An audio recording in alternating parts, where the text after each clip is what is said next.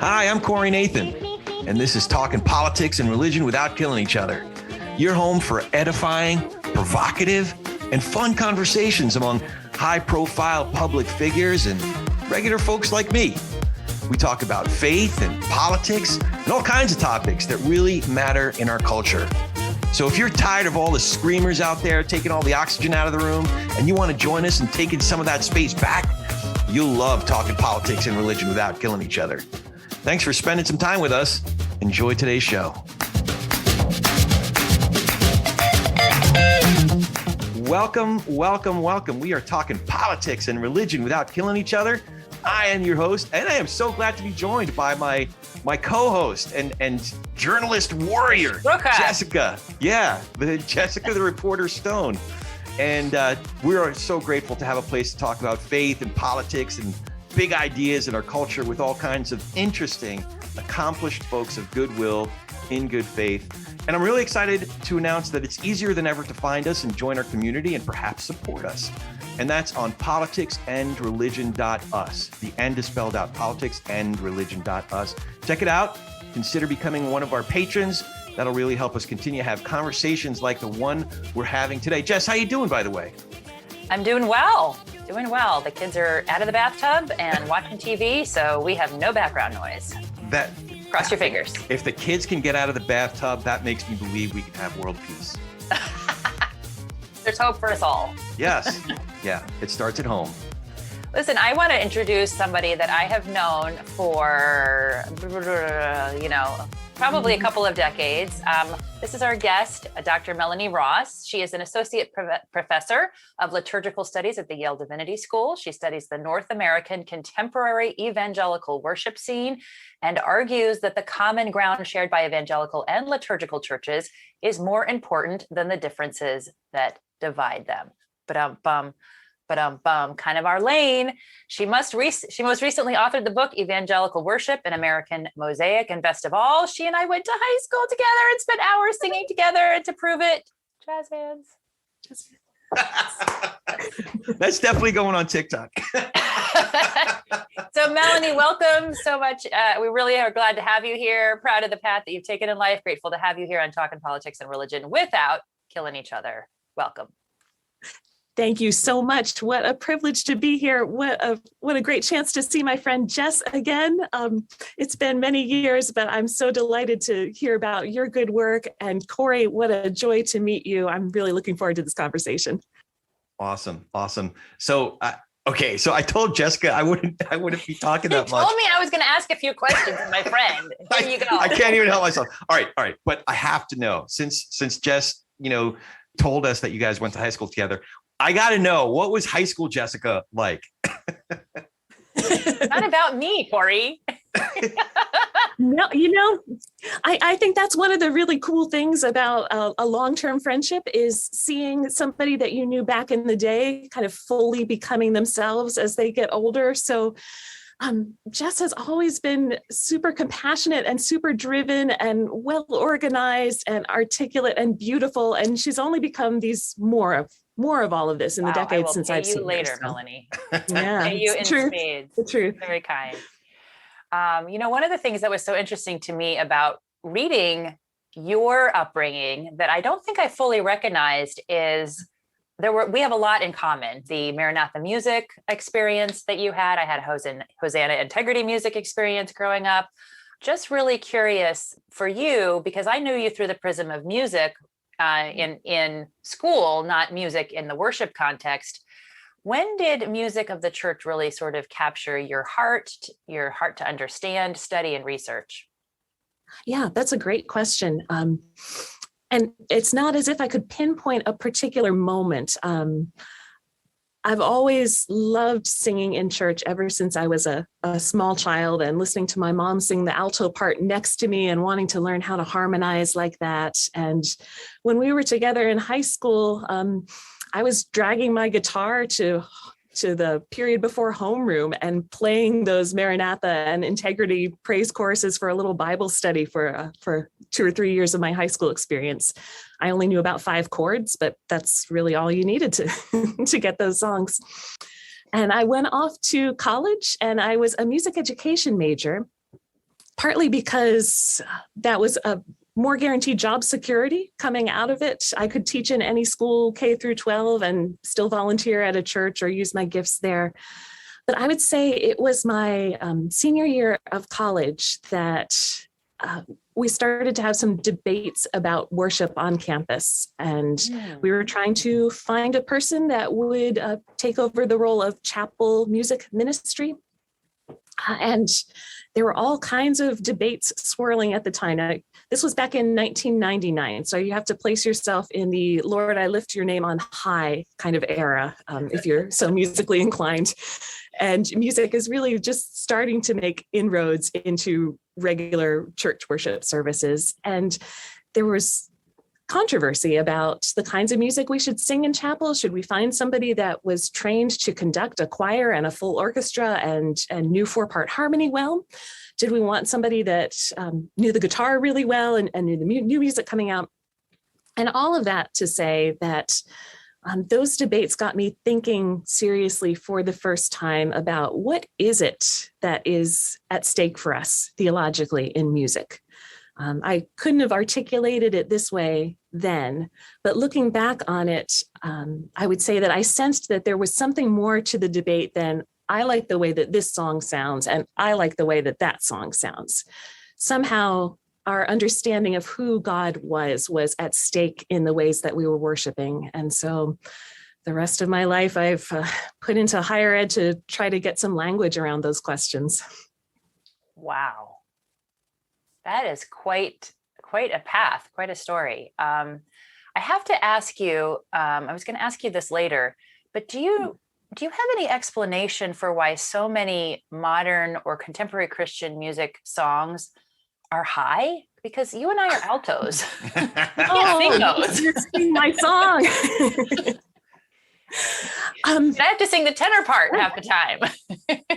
If you can sing a part at all. I mean, Yeah. I think part of it is so many of the songs that we sing now were designed for a solo voice. And that solo voice doesn't always fall in the register that I am comfortable singing in. Actually, it often doesn't. And I think this has just been a sadness of mine. You mentioned alto and 4-part harmony. I've watched as the music that we sing in church moves away from that kind of vocal harmonic structure. I think honestly right now, the most interesting harmonies are in the band, which forces the congregation to sing a single melodic line while the band does the interesting harmonics underneath. And it's really hard as a vocalist to figure out where your part should be. Yeah. So you and I are pretty close in age, but I did not know that we are both, I think, part of the Oregon Trail generation. Yes. Can you talk about what that is and how it shapes your understanding of music and liturgy and sort of how that gives you this perspective of kind of having a foot in both generations? My friend Kelly and I spent hours playing the Oregon Trail on an old PC, and it was, before the age of graphics, and it was a really popular computer game, and it was like make choice A or choice B, and once you do that, then you find out that you've run out of supplies or someone in your camp has died of dysentery, and the idea is to make it all the way to the west. Okay, did you ever make it to the west? I don't have memories of that. Too many of our group were just killed off in the process. Sounds like a lot of fun. I'm pretty sure there's a new version of it now, I read somewhere, but I digress. So I came up with, I borrowed the moniker, the Oregon Trail generation, from another author whose name I'm not remembering right now. But because that game was emblematic of my childhood in the late 80s and early 1990s. And the thought is that those of us that grew up in Gen X or in those years between old school and digital natives really had our feet in both worlds. I remember I didn't get my first email address until I was in college. So I grew up doing research in hardbound encyclopedias in the library. And by the time I was graduating college, I was searching for things on the web. I was still of the generation that was trained to write thank you notes, but I also don't feel curmudgeonly when a student shoots me a text to say thank you. It's kind of an appreciation for two styles, both the old and the new, because you were right there in the middle as those changes were happening. So you're not entirely one or the other, and you're a little bit of both.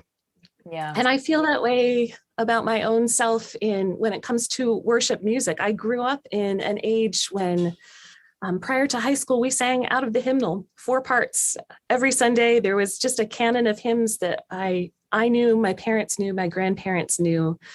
But during my high school and college years, as we were learning praise and worship choruses, and I was playing them on the guitar and really found a particular kind of heart music in that, that was different from the spiritual experience I had singing hymns, I also came to appreciate that. So I think when I'm writing, I don't want to be the one saying, oh, those young whippersnappers that are trying to get rid of hymnody, that's terrible. And I'm also not saying, oh, those new songs, they're entirely worthless. I can see both sides. That's an oversimplification, but yeah. Well, it's interesting because I don't know, and Corey, I'd be interested in your thoughts too. In my own upbringing, I had no hymns and didn't even become familiar with hymns until learning sacred music at high school, at a public high school, no less. Wow. I grew up in the church in Alabama that started Hosanna Integrity Music. So we were on those albums like when we were kids. Okay. And so I never really appreciated hymns for in the spiritual, worshipful sense. I liked them musically, but it took me a long time to understand that they could be worshipful, because to me, worship and music had a certain sound, and it wasn't that. Yeah. Yeah. How about for you? Yeah, no, I have different experiences because I obviously didn't grow up in the church. I grew up going to shul. Right. So I didn't start going to church until I was 29, almost 30 years old. So, and we checked out a few different churches before we settled on the one that we stayed and raised our kids in for, 10, 15 years.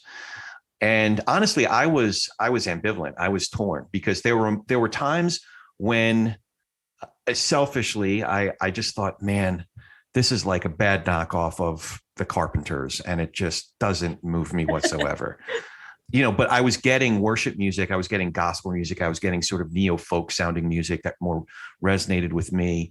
But then later on, when we started going to a church that did use the hymnal, it really resonated with me. It wasn't, I don't know if you could say it wasn't cool or contemporary, but for me, it was really well done, first of all. Mm-hmm. Just from a virtuous standpoint. It was also, it had enough resonance with my upbringing because so much was, we went to an Orthodox synagogue, and I did find sanctity in the more ritualistic approach, whether it was the songs or the prayers or the what have you. So it resonated with me on a deeper level once we went to, when we were at a church that was using the hymnal. But I came to appreciate a lot of it, even the music that was just like, man, there was some music that was just so, I don't know what word to use without being really offensive, but it was just like music done by people who didn't understand what music could do. But it was almost like they were doing it from like this is really the way music is supposed to be done. And like everybody who understands music is like, no, man, you're like, you just don't like, okay, good for you. Do that, but like not here, but it's all sort of practice in a way. It like practice to whether you're connecting with the words themselves through the bad music and practicing the character of God, like going through the motions in a way. It's good. It's drills, at the very least. And then other times it really does prepare one's heart to be among brothers and sisters of Christ, and prepares your mind, heart, soul, and body to hear the word from the teacher. So I don't know. There were times when I was just really cynical, like, man, if I had heard this stuff before I became a Christian, I probably wouldn't become a Christian. So, so yeah, I had different experiences, but it was different because I didn't become a Christian until I was 29. So I was coming with a whole set of life experiences that a lot of folks didn't necessarily have. But I do think that when you're a musician, it's hard to get into a worship mindset when people are singing off key or the music is off key.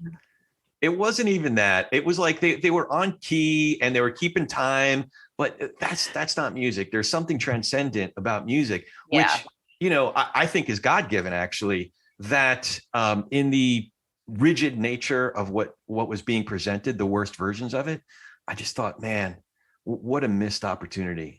You're sort of imposing yourself on an art form, and you've never understood the art form, what it actually is and how it can communicate to soul.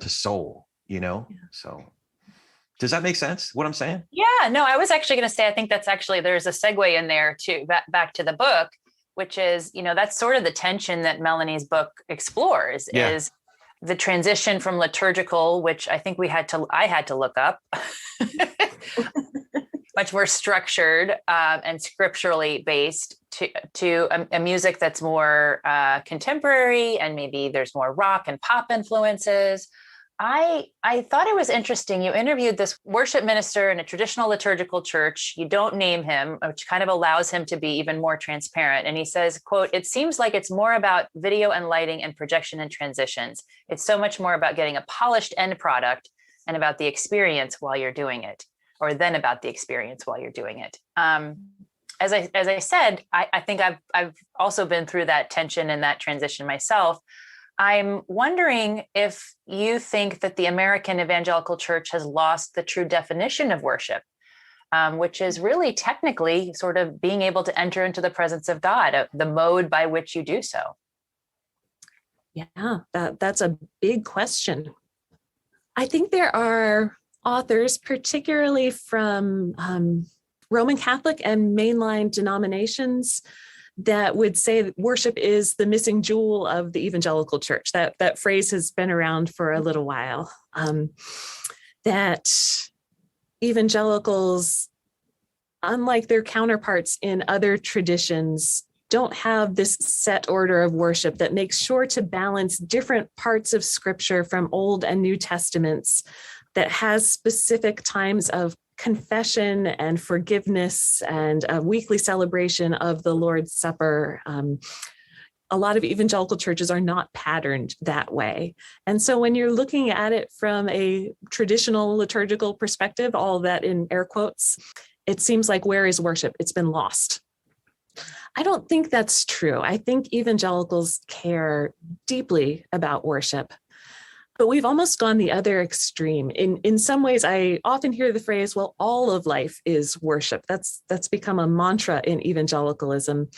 And it's so broad that we don't think intentionally about, well, this specific thing that happens on Sunday morning is a different kind of worship than the way I am worshipfully living my life out in the world the rest of the week.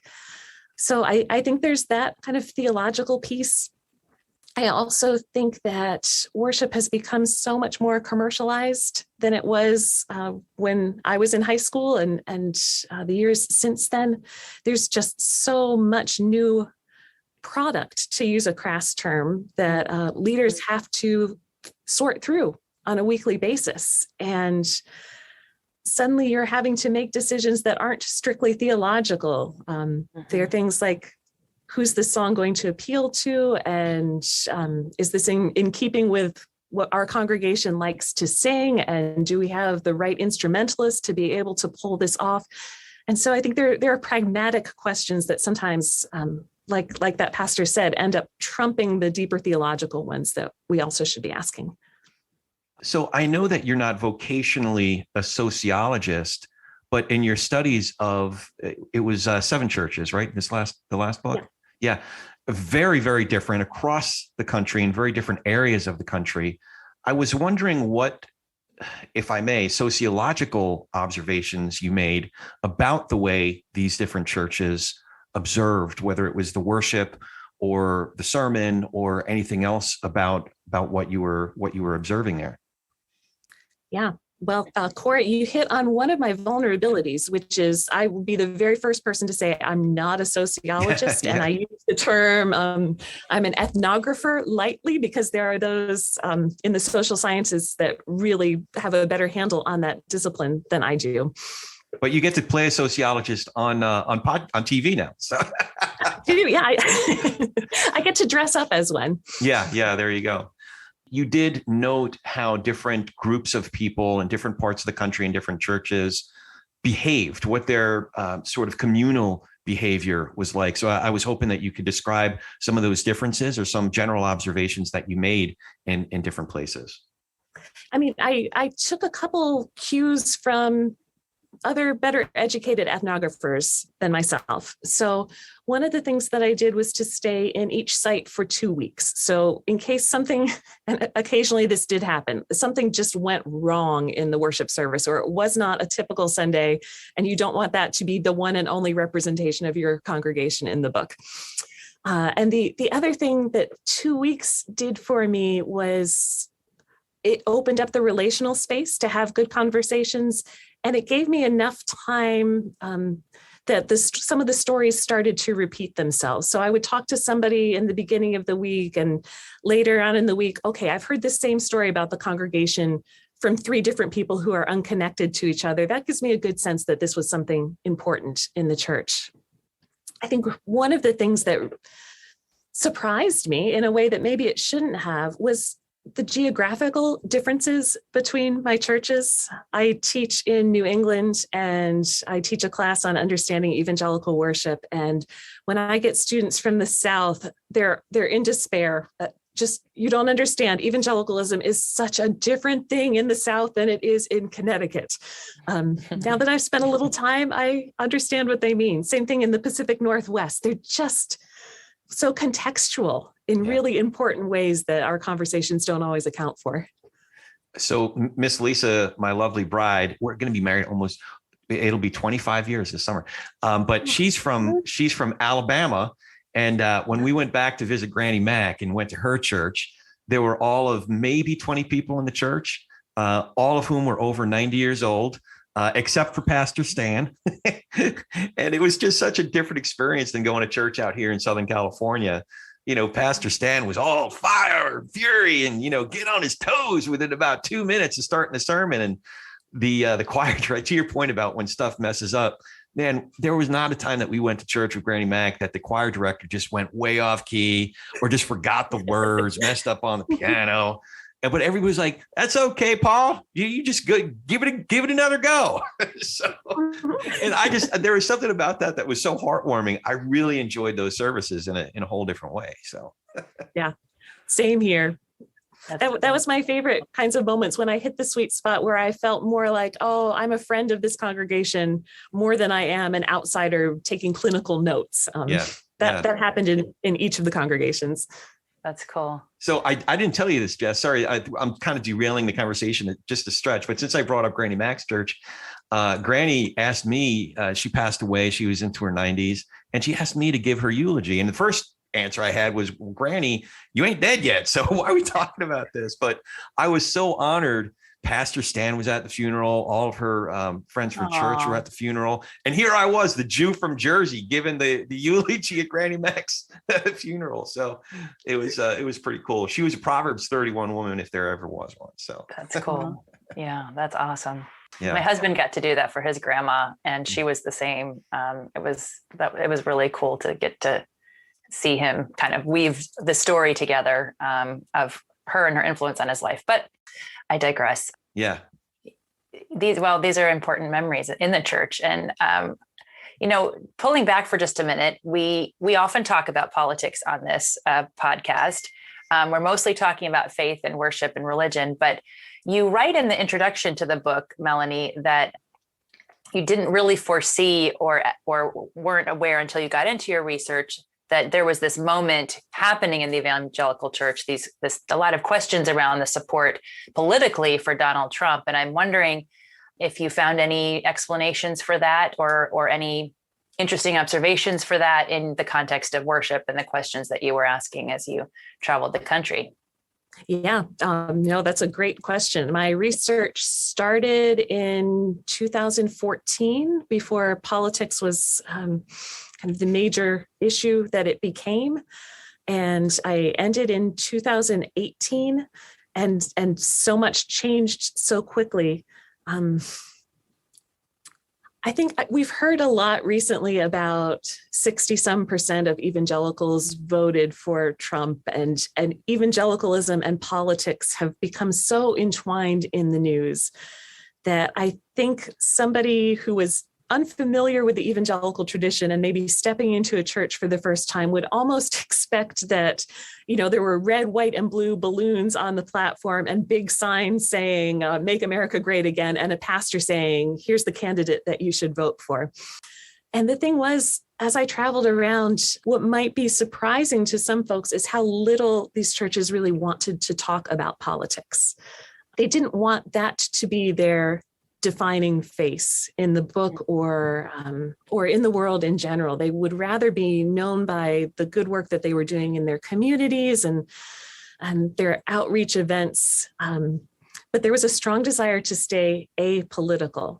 And I think in most of the churches that I attended, I would have no idea whether the congregation voted red or blue. And I think they were mostly purple in their makeup. So it almost feels like you should be able to draw a straight line between here's what worship practice looks like, and it leads to the kind of person that votes in this specific way. And I just don't see that line. Oh, that's interesting. That's counterintuitive to much of what we've been reading. I wonder if there's this expression, Sunday morning church is one of the most segregated places in the country.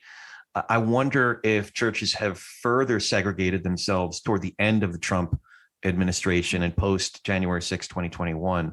But I don't think that's something that encompassed your study.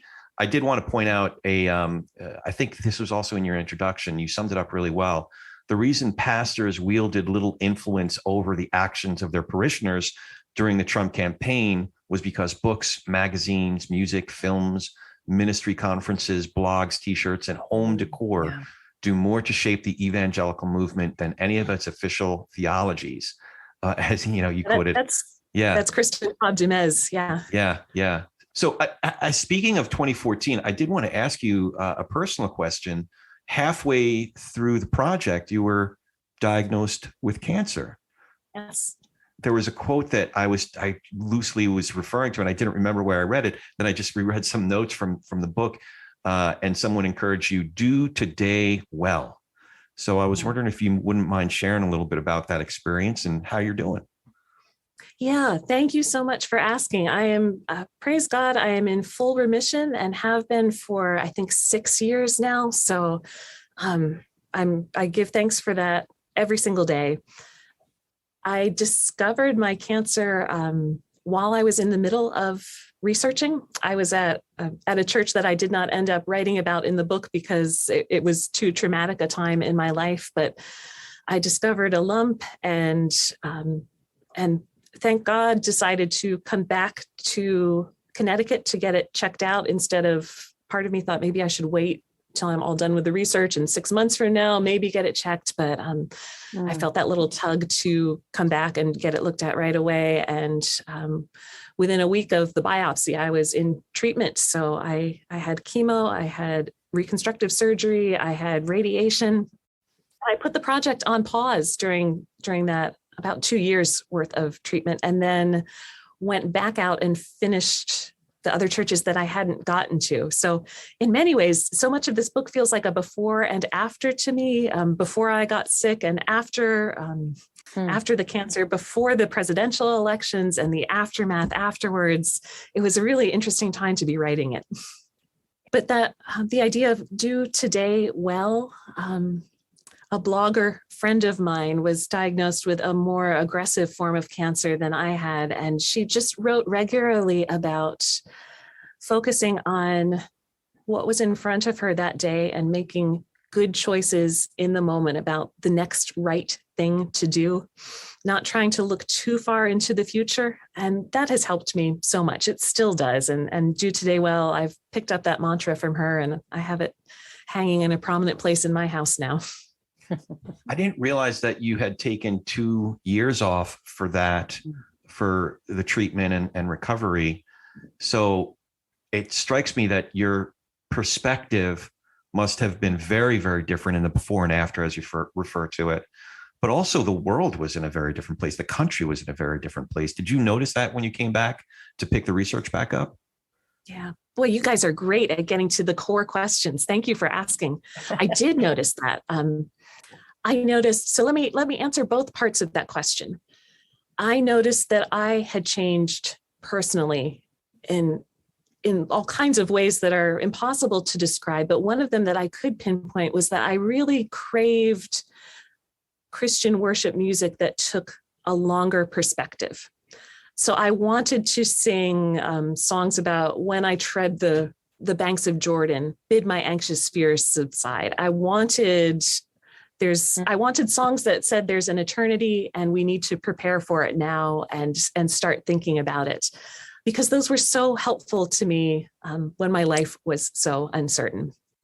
And so it gave me a hunger for songs that could age with us and that talk about the really hard things that are coming. So I noticed that in myself.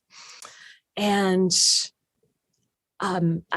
politically, yes, congregations weren't talking about politics from the pulpit, but there was a lot of anxiety in the time that I was writing around, do I call myself an evangelical or not? My sense of what this word means is in flux. I'm not sure if I'm going to be happy continuing to use it in the future. I think we still wrestle with that, some of us, but it's less acute now than it was in maybe 2018, 2019 when I was interviewing.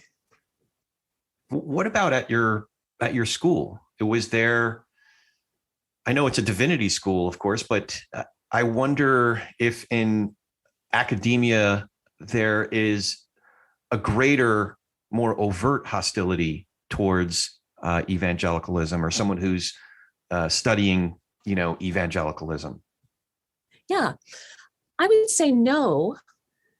And part of my reason for that, I'm thinking about, I teach a course on understanding evangelical worship, and I taught it last night, and we were talking about the multi-ethnic churches in the book.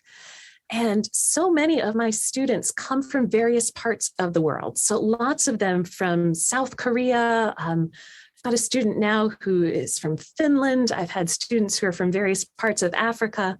The reality is that evangelicalism is such a global phenomenon that I think while we can get frustrated with its American political iterations, the presence of so many international students on our campus helped me at least remember that this is a much bigger conversation. Yeah, in fact, I don't know if this is where I read this, but I've heard that the people who define themselves as evangelical is much more global in scope than other parts of Christendom. It was Russell Moore, Jess. Yes, remember? That's right. He brought that up. That's right.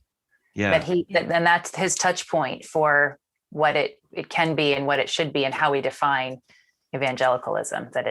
And that helps too in the context of race and race relations, which you talk about a little bit towards the end of the book. Fast forwarding through lots of questions, but obviously that the conversations around all of the police shootings of unarmed Black men, or sometimes marginally armed Black men or young Black men, has really changed the public conversation about race relations. But the one church that you went to, and I can't remember where it was, can you talk a little bit about, you write that you did your research before the killings of George Floyd, Breonna Taylor, and Ahmaud Arbery. Have you checked back in with the congregations that were largely African-American that you spoke to about how things have changed in their worship? It's interesting to me because when you went through your personal grief and personal challenges, you wanted a different kind of worship. Did you see that in them as well? Yeah, that's a beautiful question, but alas, I don't know the answer to it. Partly because when COVID hit us, so many of the churches that I had been at for research changed structurally, or had a leadership change, or went online, or maybe don't exist in the same format that they did. So I haven't been able to do that kind of follow-up work to know what has changed or what hasn't. Yeah. Maybe I can ask the question this way, because you did talk about the concept of reconciliation and racial reconciliation, and you compared two church leaders, one from Moody and one from North Point in Atlanta, in terms of how their orientation was on that issue. What are some of your thoughts about how that has played out, or just observations that you've seen? Could you talk a little bit more maybe about that, the differences between those two church leaders? Yeah. So I think the church where I'm going to go to a different congregation than the two that you mentioned. There was a congregation that I called Koinonia Vineyard in the book. And I met with, it was recently after one of those shootings, and I spoke with an African-American woman who was one of the very few African-Americans who attended that church. And she was married to a white guy, and this was a great spiritual home for them, except what she told me was, we just don't talk about race in this congregation. We'll talk about Brexit. We'll talk about, and she named off any number of world events. Of all the things to talk about at church, okay.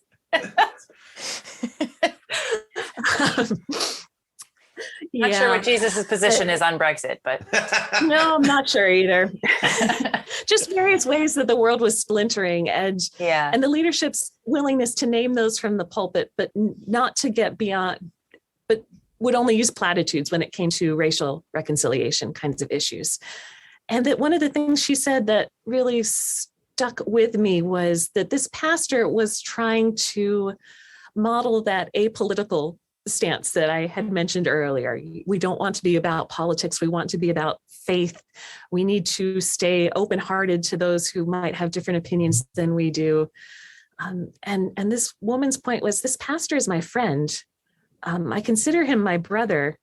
But if he's saying that from the pulpit, he hasn't really listened to me and my concerns. Because if you're an African-American and you're pulled over by the police, the advice that we give our kids is not, you need to remain open-hearted and assume the best of the person that you're dealing with. There are safety measures in here. There are historical reasons why that policy does not work for us. And if you can't see those, you're not really seeing me fully. And it was so poignant to me that that's I think the only chapter that I centered one incident, one racial incident.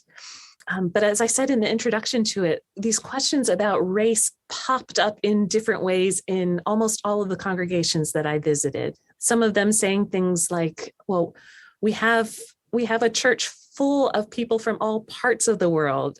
If we celebrated, African-American heritage, well, what would that say to our Chinese population? Or so instead of singling one out, we need to treat everybody equally, and just different ways that congregations were wrestling with that and with the legacy that racism has left. One of the things I'm really struck by is how worship is so much different in a largely African-American church than it is in a largely white church. And I feel like my personal experience has been that it is longer, it is more spirit-led, and it is more open-ended in the African-American churches that I participated in worship, maybe less scheduled. And I just wonder if you got to talk or investigate that a little bit, that where does that difference come from? And does that explain why some people are attracted to some models and not others? Yeah. Because there are differences in how we experience and do worship. Absolutely. And one of my great regrets was during the cancer years, I had wanted to go to an African-American evangelical church and include one in the study. And just the health and time demands meant that I didn't have the chance to do that as fully as I would have liked to. But I do think that there are really clear differences. I think back to at our school, we have a half-hour worship service every day. And when the Black seminarians try to fit in that half-hour time slot, it always feels like we are especially doing injustice to their tradition to say it needs to start at 11 and end at 11:30. Well, that's just not the way Spirit time works. That's like telling the cantor on the eve of Yom Kippur to, could you limit the Kol Nidre to, 5 minutes max? He's like, I can't do my work, Yes. And something else, even at school that I've had to get more used to is when I will preach in chapel, oftentimes the African-American students are snapping in approval or to underscore something that I've said. And there's so much more back and forth between preacher and congregation. I see that in a little way in preaching in chapel. I see it so much more when I visit African-American churches. It's this dance and this kind of improvisation. The musicians are really attuned to when the pastor is going to crescendo and there's chemistry between them and the music swells and the preaching crescendos and the congregation starts yelling back, amen. It just feels relational and there's a different sense of relationship with time. I go into an African-American church and we are on heavenly time, and it's going to take as long as it takes for the Spirit to move and for us to express to God what we need to express. And there's less worry about the brunch reservations afterwards and making it on time.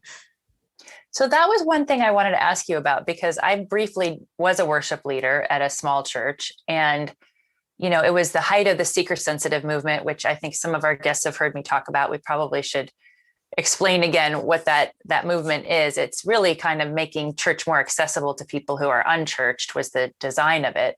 But there is this tension between performance and allowing the Holy Spirit to move in that context. And because, again, that's the focus of why you're there, is to sort of meet with God.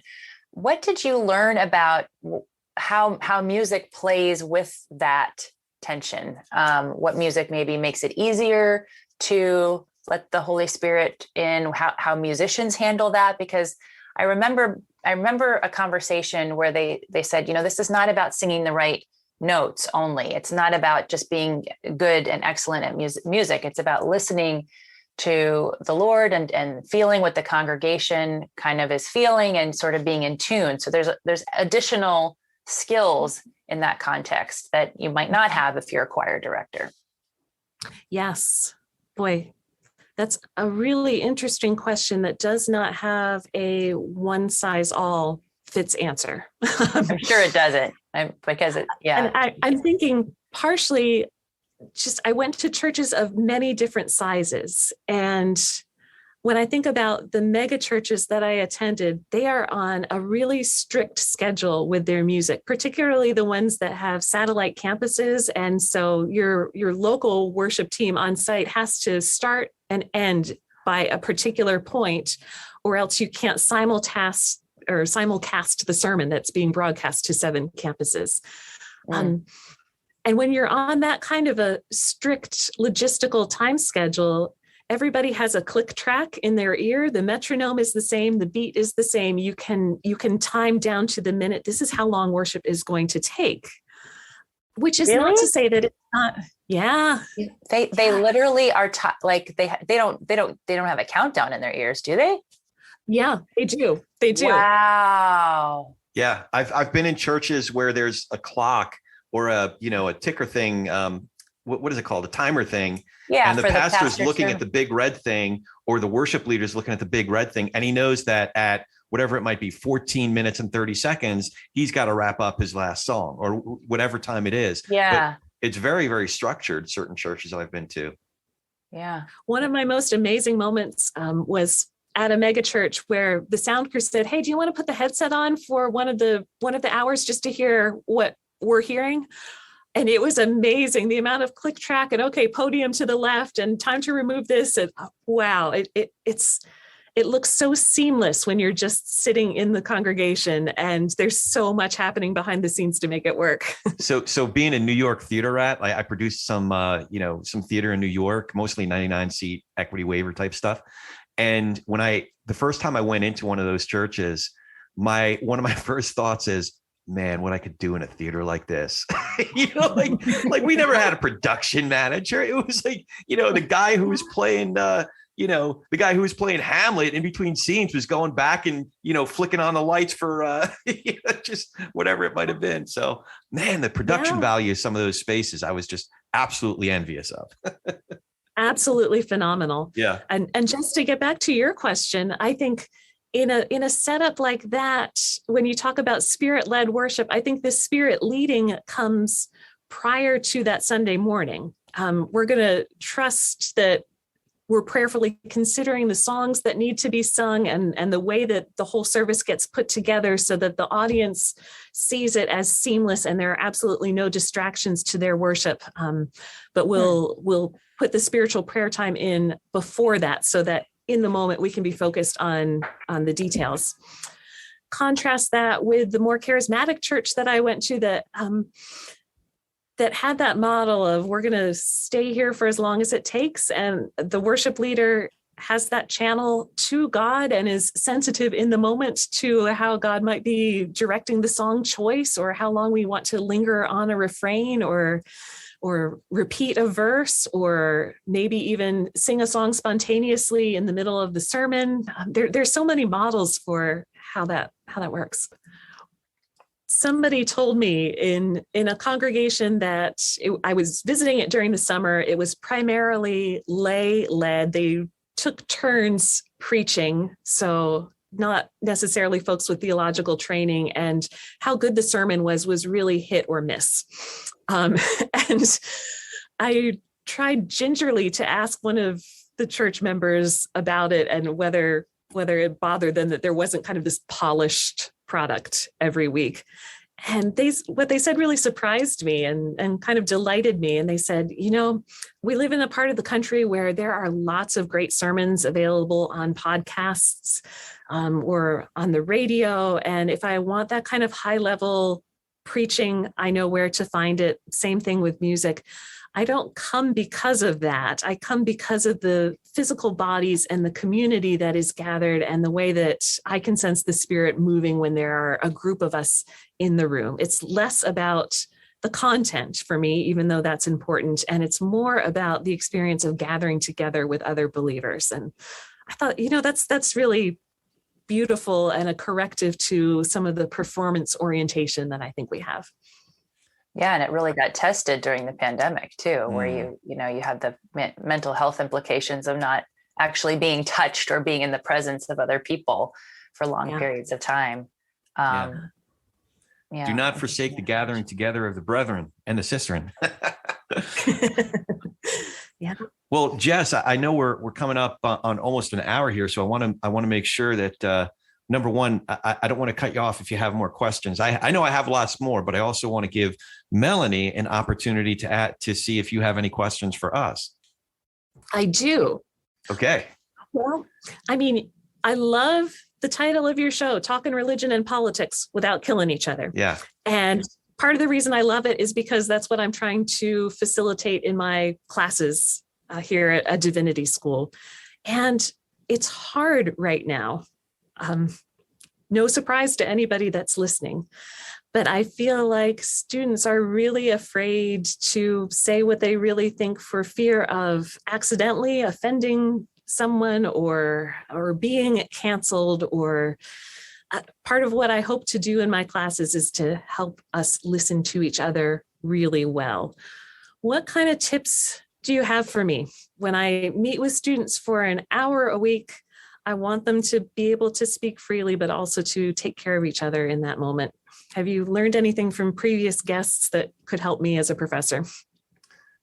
I don't know about your specific situation, but we do have a rule on all of our platforms.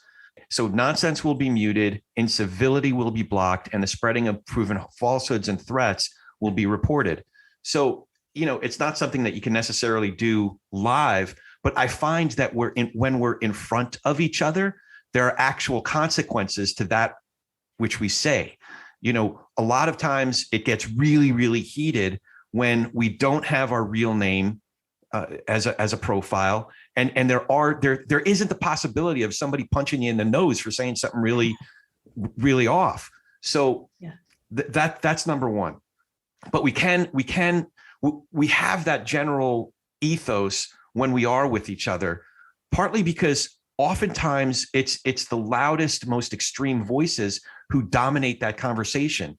So it's up to whether it's a professor or a moderator or other leaders to make sure that we make space and we encourage, we draw people out who are the majority. Those who have more nuanced opinions have space to participate in a conversation. Oftentimes that's not going to happen when there are more than 3 people involved in the conversation. When it gets to 4, 5, 6, 20 people, then it just becomes a lot of folks waiting to say what they want to say without really engaging. But the biggest thing that I would say is if the moderator or the teacher or the leader can set the tone with those kind of loose rules, but also the virtue of grace. It's something that in so many of our conversations, in so many ways that we've encountered each other, we've forgotten about grace. So there are these rules that are popping up on social media every day that I didn't know. Listen, my family is from Ukraine. We landed on Ellis Island almost exactly 101 years ago. It was March 3rd, and they came from Chernihiv. But the fact that I didn't have the blue and the yellow, somebody, I guess, woke up and sent out a memo that we were all supposed to have the blue and the yellow, and that offended people. And I'm like, sorry, didn't get the memo. But you know what? I'm not going to let that, unwritten rule or what have you, dictate. Well, it's virtue signaling, right? I mean, you don't have to actually do anything, but put it on your social. Right. So giving each other some grace if we didn't get that memo. The other thing too, and I think this is the most important thing, is to allow for each other's humanity and dignity and individuality. So whether it's me not putting the blue and the yellow, or maybe, expressing a political opinion or a theological point of view that doesn't agree, whether it's something even really rife with passion, a pro-life issue, for example, a piece of legislation that maybe I am viewed as being on the wrong side of that line. Well, if that's the only bit of information that you know about me or the person that you're talking to, and you see that, it's not healthy to make all kinds of other assumptions. It's not accurate. It's not truthful to let a whole bunch of other dominoes fall and then assume that, oh, well, he's one of them, that these are the same people who, and fill in the blank of who your favorite pretend villain is, pretend straw man is. So to give each other grace and to allow for each other's humanity and individuality, I think those are the most important things that we can do as moderators of these conversations. Yeah, and I would just add, I think grace is, I know people who are writing about grace who are not professing Christians or professing Jews or professing Muslims, but there's a real need for us to start and set the tone. I think whenever we start anything potentially contentious, is just that, hey, look, I just want to talk about it. I want you to feel safe to talk about it. I want us to say to each other, we are not going to hold anything against each other that happens in this space. We are genuinely going to be curious and fact-finding about why these things happen, how we experience them, and we experience them differently. My admonition to students when I talk to them is that we don't need a bunch of you to be the same. Nobody benefits from having a bunch of, identical people. We all have differences, and the diversity is beautiful, but we can't just make the diversity the ideal, because diversity without the equipment to handle it is how we get to where we are now. We have diversity, and we don't have the equipment to talk to each other through that diversity and look at the beauty of that diversity and really experience it. It should be safe for me to ask someone who looks and sounds different than I do. more about themselves and not be judged for not knowing. If I'm genuinely curious, then the same for them to me. Like, what's your experience like? How do you see this situation? These are conversations that if we can't ask those things and we can't have those conversations, if we're canceled before we start, we're never going to be able to understand each other's point of view. Yeah. One of my favorite moments, I was in a room with a few folks who all had very strong opinions. And he wasn't the assigned leader. It was just a bunch of folks getting together, but he was looked upon as a mentor for many of us that were there, and things just took on a life of its own. A lot of, just heated back and forth. And as wise people often do, he stayed mostly quiet until he just felt it went too far. And then he just disrupted everything. His quiet calm. He said, we were all kind of getting to a point where we were yelling at each other. And then he started speaking softly, and he said, I was once in a room. And then everybody quieted down. And these inanimate objects seemed to come alive, and I could hear their voice. And in fact, one curtain said to the other curtain, they were talking to each other. And do you know what he said? Pull yourself together, man. Sorry, that was my sneaky way of getting in a Glago joke. No. But it actually happened that way. And it was just had nothing to do with anything. But what it did was it disrupted that argument. We all had a laugh about it, and it reset. And listen, Glago jokes are funny. So if Jessica doesn't agree with that. I told you about Glago jokes. No, I tell Glago jokes. Yeah. I'm the Glago after the Glago. I'm the Glago era parent. Yeah.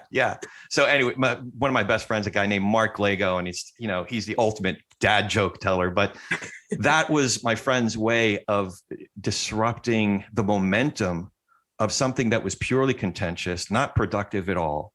And he reset the tone. It allowed us all to kind of check ourselves, and I love that.